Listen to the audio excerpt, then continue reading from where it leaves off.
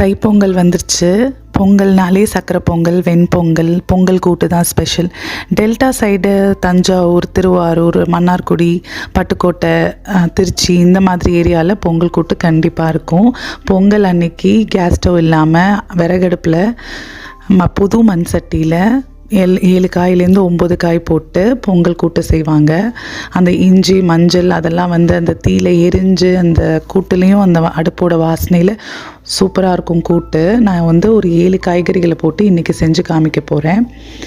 9 காய்கறிகள் போடுவாங்க. அந்த சேப்பங்கிழங்கு, காரக்கரணி எல்லாம் போடுவாங்க. அது கொஞ்சம் அரிக்குங்கிறதுனால நான் அந்த 2 காய் விட்டுட்டு 7 காய் போட்டு செய்ய போகிறேன்.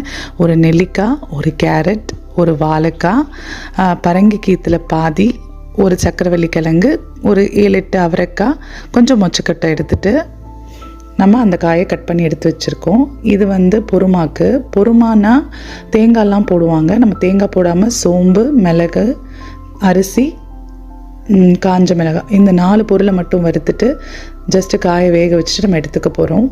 இந்த சோம்பு, மிளகெல்லாம் வெறும் சட்டியில் எண்ணெய் ஊற்றாமல் வதக்கணும். அதையும் மண் சட்டியிலே வதக்க வேண்டியதுதான். மிளகு 1 ஸ்பூன், 1 டேபிள் ஸ்பூன், சோம்பு 2 டேபிள் ஸ்பூன், ஒரு வரமிளகாய் ஒரு 5லேருந்து 6 எடுத்து நல்லா வதக்கிக்கணும்.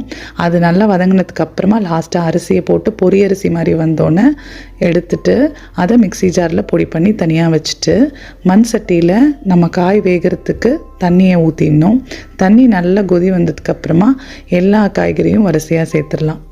நீங்கள் உங்கள் வீட்டில் எத்தனை பேர் இருக்காங்களோ அவங்களுக்கு தகுந்த மாதிரி இந்த காய்கறிகளை சேர்த்துக்கலாம். எல்லா காய்கறிகளையும் நம்ம போட்டு கூட்டு செய்ய மாட்டோம். இந்த பொங்கல் அன்னைக்கு மட்டும்தான் எல்லா காயும் சேர்ப்போம். இப்போ நல்ல காய் ஒரு 10 நிமிஷத்தில் வெந்துடும். நான் ஃபஸ்ட்டு உப்பு போடாமல் மூடி வச்சுருக்கேன். ஒரு அரை வேக்காடில் காய் வெந்துருச்சு அப்படின்னா உப்பு சேர்த்துடலாம்.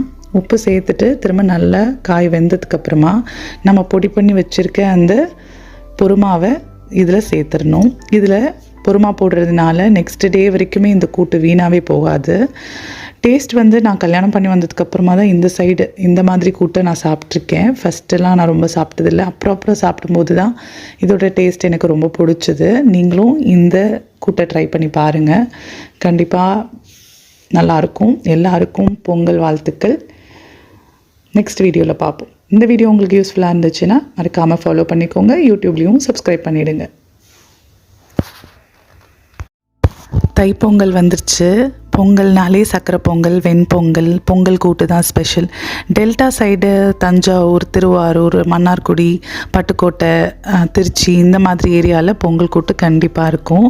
பொங்கல் அன்னைக்கு கேஸ் ஸ்டவ் இல்லாமல் விறகடுப்பில்